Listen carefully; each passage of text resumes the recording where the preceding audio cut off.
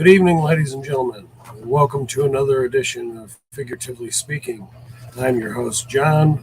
With me tonight, I have a guest. It's my brother, Keith. Hello. Tonight, I will be doing Savage He-Man and Orko. As I was doing some research for Savage He-Man, I came across some things that was kind of interesting. However, when trying to find it, certain informations, whatnot, I'm just going to have to go off the Revelations cartoon for Masters of the Universe, which is perfectly fine. So, to no avail, if you go to really think about Savage He-Man, the original Savage He-Man for the Masters of the Universe line is Wondar. And then comes into the Revelations character, which is Prince Adam. And that is the first time that we ever see Prince Adam call upon the powers of Grayskull without having the power sword, which is the conduit to having He-Man not be savage, apparently. And we can get into that with the first, with King Grayskull, when he transferred his essence into the power sword. Is that why when Prince Adam called upon the powers of Grayskull in Revelations, that he turned into this savage, uncontrollable rage of a He-Man? Very mortal, very primal, and very destructive, which I thought was very, very cool. And at the same time, it's very scary to think that if this was something that you could do outside of, well, let's just say real life, if this was something that was able to be done and you were the chosen one to be able to do such a thing, well, it's very scary. So I am going to go into the story of Savage He-Man as far as what it has on the back of the box. Savage He-Man, the most powerful primate in the universe. For years, it was assumed that Prince Adam could only call upon the power of Grayskull by using the Sword of Power. But what happens if he did not raise aloft his magic sword and still said, "By the power of Grayskull"? The answer: Savage He-Man. A combination of primal rage and all of the power of the universe, He-Man tears through Eternia in an uncontrolled rampage, leaving his friends hoping that Adam is in there somewhere. That's scary and amazing all at the same time. I want to take the time to say hello to everyone in the chat. Hello, Payne's Toy Samples. Thank you for joining the stream. Duchess of Darkness, hello. Thank you for joining the stream. Dawn Roberts, hello. Thank you for joining the stream. Hello. So that leaves me into my absolute favorite character of Masters of the Universe is Orko, also known as the Oracle, is what his parents named him. Going into his character bio, really, Orko is a character from Masters of the Universe franchise The character was not originally developed for the 1980s toy line. This was instead created by Filmation to provide a comic relief. And I think that's why a lot of people disliked this character, was because he was annoying and funny, but more annoying than anything, I think. And the fact that Mattel actually didn't create the character Orko, and that it was Filmation who created this character and then became a toy. Very cool. And Mattel, thank you for making this toy a reality.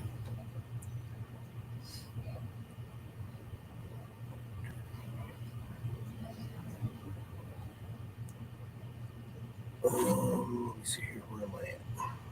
Comic Relief, Masters Universe animated series. Okay. The popularity of the series and this character, Mattel later produced an Orko figure. And he has had a major role in the franchise ever since. The character named Gorpo in the early original series drafts, that was the name still used in Brazilian and Portuguese dub of the original series. So again, with the normal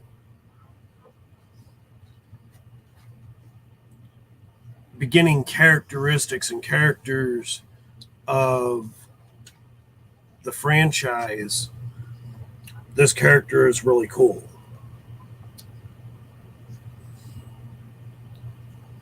He was renamed Orko for animation purposes.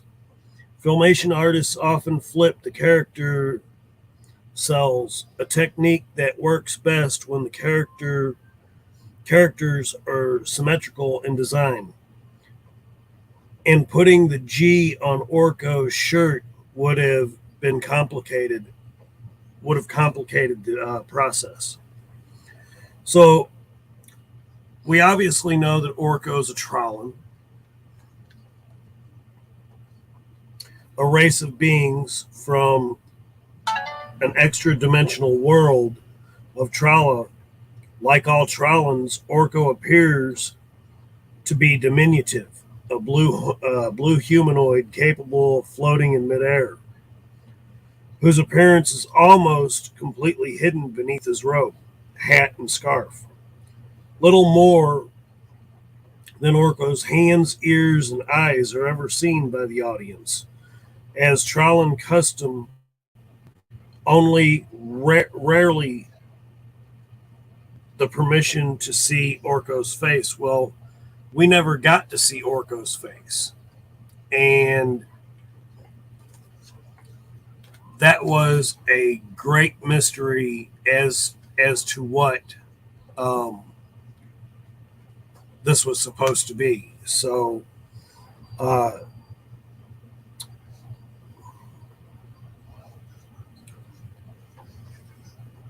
always liked Orko, though. Yeah, Orko was a great character. He was always a great character. The laws of nature on Tralla are vastly different than those on Eternia. And that's another thing. So, like, if you go back into a storyline in Filmation, Prince Adam had went to Tralla to help Orko and the people on Tralla, or in Tralla, against some kind of entity. I don't remember exactly what it was. But when Prince Adam called upon the powers of Grayskull, it didn't work. Much like how Orko's magic didn't work very well on Eternia. So, with that being said, how they figured it out was Prince Adam had to call upon the powers of Grayskull, but had to say the words in reverse. Grayskull by Grayskull for the power by the powers of. Kind of cool, and how that worked. That allowed Prince Adam to become He-Man. However, once again, when Orko tries to do his magic in Eternia, well, when Orko came to Eternia, he first lost his magic wand, but he also lost his magic amulet. Had he had both, much less just one of them, his magic would have worked perfectly.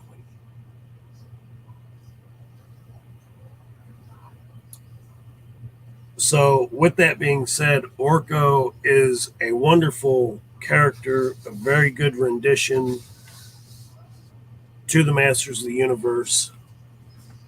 And so I'm going to go ahead and start my unboxing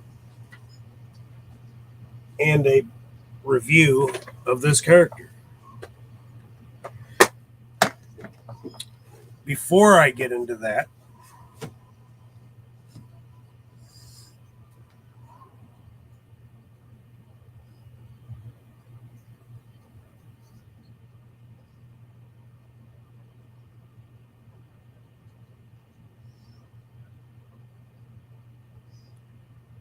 I wish to plug a very, very awesome event coming tomorrow.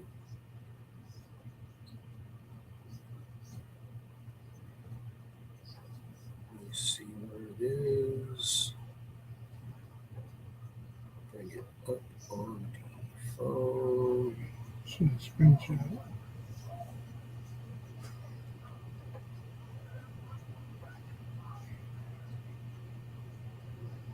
Here it is.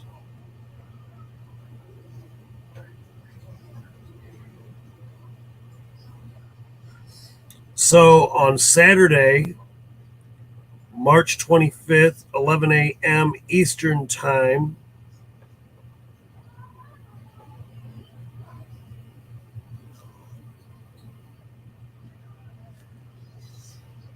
there is a benefit for life.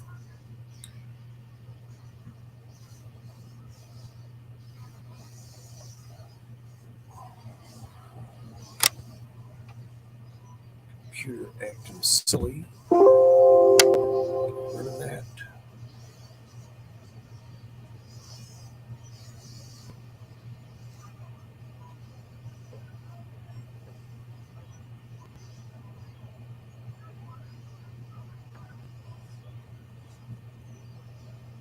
For our good friend Rolo.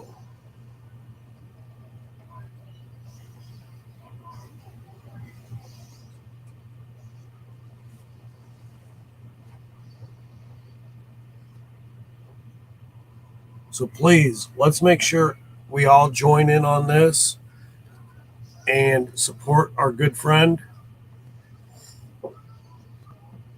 I will definitely be there. And this will be on Grindhead Jim channel and Resurrection Toys. So it's for a good cause. Please, everyone, definitely join in on that. On to the unboxing of Savage He-Man and Orko. Thanos Copter, hello. Thank you for joining the stream. Vintage Motu, Bobby, hello. How are you? Thank you for joining the stream.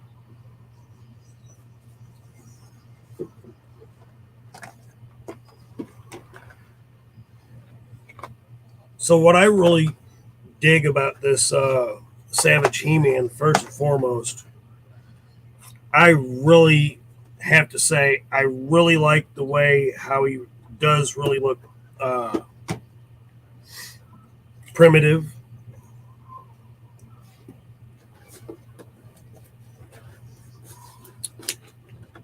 And of course, I got to give Mattel credit where credit is due, as always, for the artwork that they do on these boxes.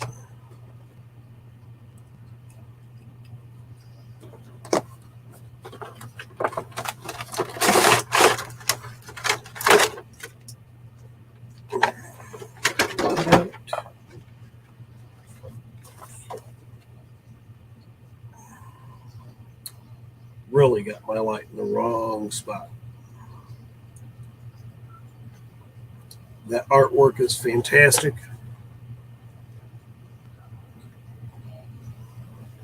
Very nice indeed.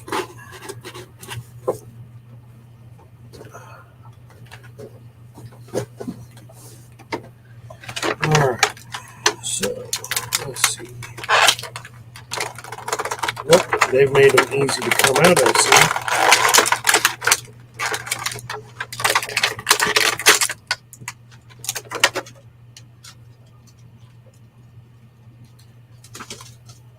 So this Savage He-Man, I really like the flowing. I might have to turn that light down. Let's see what happens. Or turn it a different color. That might be better.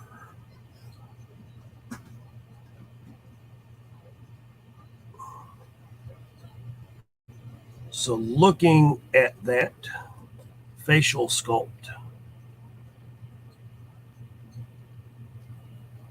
that is really fantastic. The eyes just beam out. They're so wide open. And then the facial structure.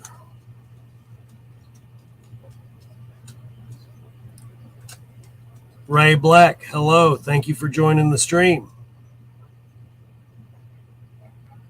And then that long flowing blonde hair. Just absolutely. What the heck was the name of that guy back in the 80s and late 80s and early 90s? What the hell was that guy's name? Big dude. He was like the most sexiest man of the year for like 4 years rolling. Anyway, nonetheless. Only look at girls, no sexy men. Shut up, asshole. You thrown it out. Not my fault. What a dick.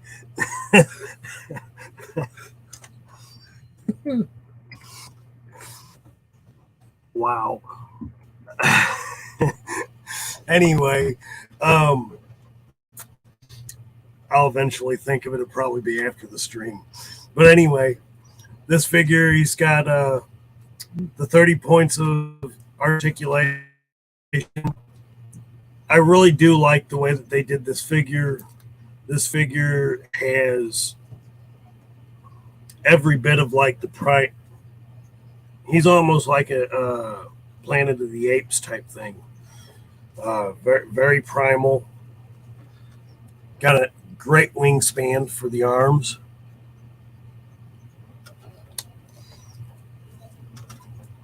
Hello, Nolan. Thanks for joining the stream, sir. I don't know if it's raining anywhere else, but here in St. Louis, man, it's been coming down for like 2 days, nonstop. It really sucks. But I guess we need the rain. He's got a very cool, as usual, the torso that he could do the ab crunches with and whatnot. Very cool. I do like the way that they did the loincloth. It's very basic. What would have been caveman type thing. So that was really cool. And of course, you still have the leg articulation at the thigh, fully rotates. And of course, you got the, like, this is a really flexible double joint that goes all the way up to the small of his back, and that's really cool. I like the fact that they didn't put boots on this character. Obviously, Savage He-Man, so he's not going to have that.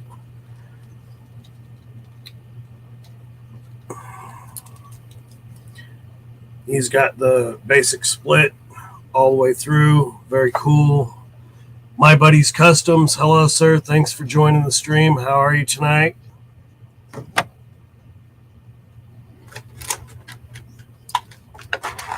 What I think I really love about not just this character pack, but You gotta carve it out.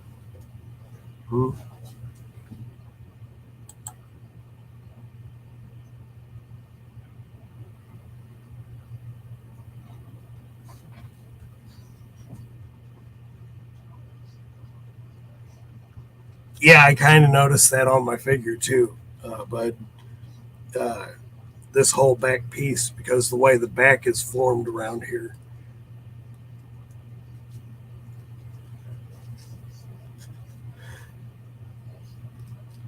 I can't complain about the figure though at all. It's a very neat figure. I think if I have to complain about anything right now is trying to get him to have his legs straight so I can stand him up. Oh, there we go. Yep, there we go. So I think what I really, really do love about this particular pack for the Savage He-Man is I love the weapons. This spear and how that is made. Very nice. It's got a very nice gloss on what's supposed to be, I guess, a stone spear. I think I'd have made that more of a matte finish than a glossy finish. But nevertheless, it's a really nice spear. Stands very, very nicely. It's definitely every bit as tall as the figure. And they definitely paid attention to like the wood grain in the spear handle itself. And that is really cool. Then, of course, you got the yellow string that's wrapped around to hold the spearhead in place. That's really cool. He, of course, comes with also the Sword of Power and 2 sets of hands. And, of course, I'm going to leave the sets of hands in. As we all know, I never bring the hands out of package. Some of these things are not coming out as easy as I wanted them to. Okay. That's locked in there really good. But again, there's the power sword, as if we haven't seen the power sword before. But it's a very cool weapon.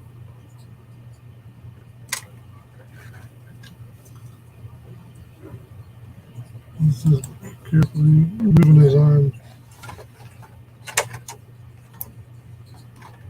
Yeah, but I actually have another Orko that just like this one that comes in, and of course I bought them secondhand, but I was also warned about that when I got that piece. I originally wasn't even going to get the Savage He-Man, just because I did. No. Lift the tape up.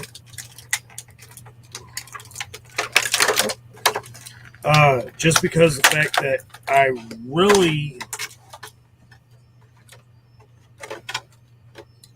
kind of felt like, even with Revelation and what they did with Savage He-Man in Revelation, I kind of felt like how they did He-Man at that point was kind of odd to me, but I still liked it. But I didn't like the fact that when, or should I say, not that I didn't understand how Adam could call on the powers of Grayskull and not have the sword when Skeletor already had the sword and was Skelegod at that moment. And it was a twist. And I don't think I think when that happened, it kind of threw, I know it threw me, but did it throw anybody else off when they did that in Revelations? Because it was, same here. It was just kind of odd with that. And of course, here's the Savage He-Man axe. I really like the fact that they did this so that looks like the Rock type axe. It might be metal, and that I don't remember if they made it metal or rock, whatever, but this is really cool.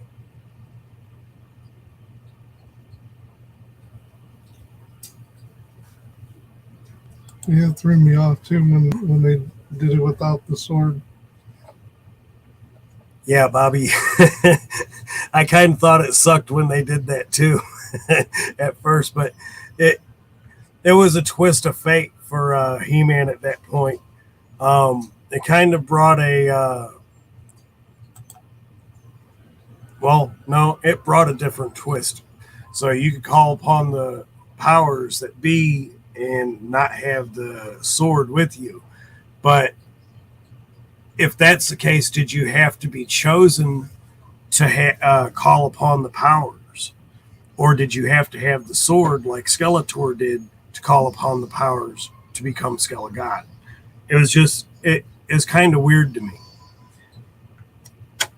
But this axe is phenomenal. I really do love this.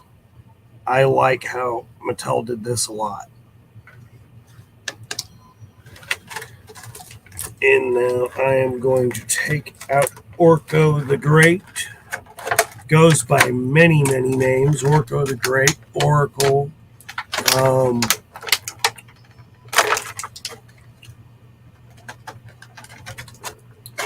it looks scuffed up too. Yeah, absolutely. Okay, so they chose to put those on Orko, but not on He-Man. So let's cut those loose. I was not expecting that. I should, but I didn't. So I got a email from BBTS today stating that another set of orders that I pre-ordered is getting ready to be taken out of my charged to my bank account. I had to put a stop to that for a minute. I had just got these sent to me, and I just got these paid for. So the ones that I have that I showed on IG but have not showed here yet. So I guess my question for the next, would anybody, what would you like to see next on my next show, my next unboxing? I've got several characters that I received in the mail. Tomorrow I've got another set coming in. I've got Too Bad and the Oversized Beastman coming in tomorrow. And I kind of want to do them two together because I want to compare the sizes of Too Bad and the Oversized Beastman, because from what I notice in pictures but not in hand is, I know Too Bad is definitely massive, but is the Beastman just as massive?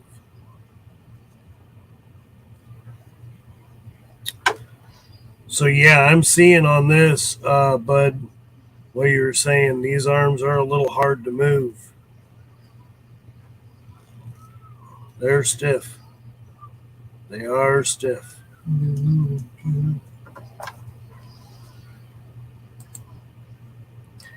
And it's Ostradamus Toys. Hello, Oz. Thanks for joining the stream. How are you, sir? So, now we got Orko the Great. I wish that this figure, to me, there's only one other thing that could have been with this figure, particularly. I really do kind of wish that he had either his amulet or his magic wand.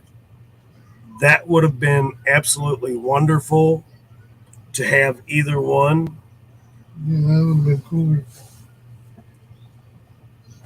I think that was a missed opportunity for Mattel.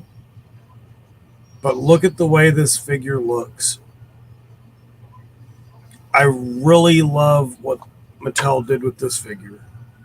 And again, like I said, I've now got two of him, and of course I've got one in Origins, and I'm still really looking for a vintage. But the vintage one, I think the only thing about the vintage one that I didn't like is that he is really, really tiny. And to me, he doesn't really match. He doesn't really match up well, even with the 5.5s to me. Maybe if he would have came with a stand or something like that, it would have been a cooler figure to me. But with him having like the ripcord thing, so he just spins around in circles. It's kind of he kind of reminds me more of a top than an action figure.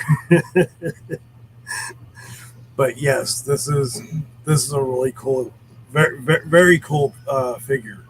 I think if I have to say, if there's an Orko that I absolutely loathe, I just can't get down with, it has to be the CGI Orko. It's the design of him being a robot where he has transferred his essence, I guess, in a sense, to a robot.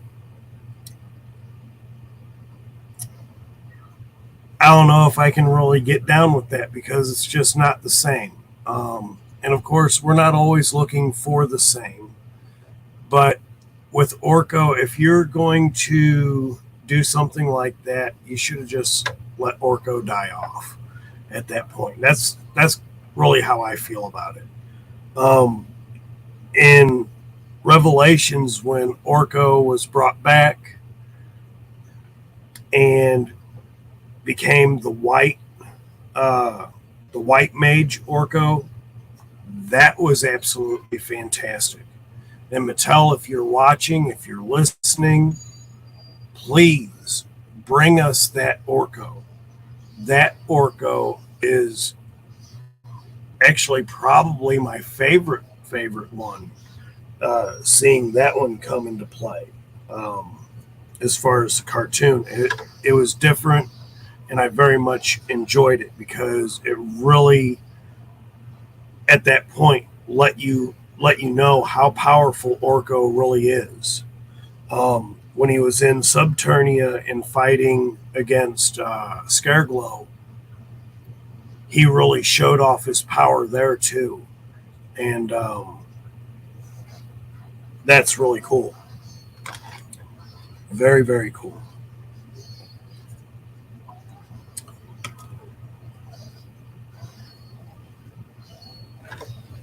What did you think? Have you watched any of the Revelations cartoons? Parts of it, not much. It's pretty nice. What did you think of the character designs? I like them. They're still good. Okay. Hey, I'm starting to learn how to do that. Yeah, I know.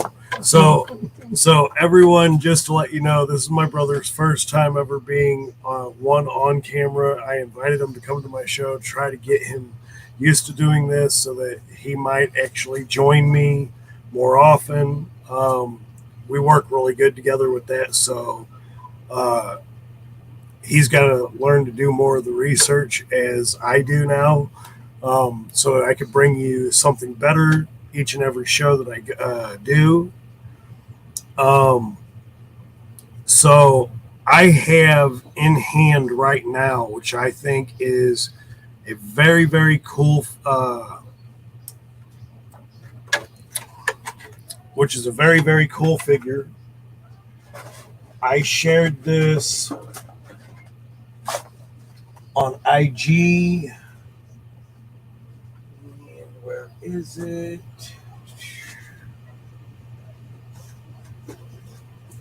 It's over here. Got to pull him over here.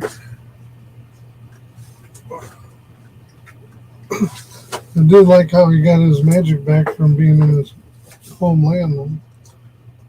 That was, well, when Orko was dying in Eternia, it was because Skeletor, or when what happened in Grayskull, when all the magic started depleting from the universe, that's what was killing Orko. So I sit right now at 40 subscribers. I really want to hit 50 subscribers. When I hit 50 subscribers, I have a Frank Langella Skeletor. This one is open, but my other one is sealed, and that will be my first giveaway.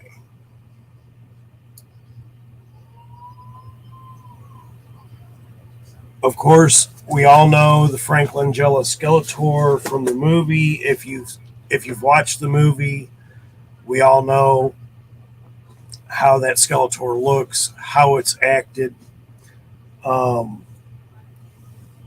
My favorite lines from that movie is when Evil Lynn says, "Finally, Grayskull is ours." Frank Langella says, "No, it's mine." Just to show you how greedy Skeletor really is and how ignorant he is to the people and creatures that are supposed to be helping him on his side. So, again, I definitely want everybody to check out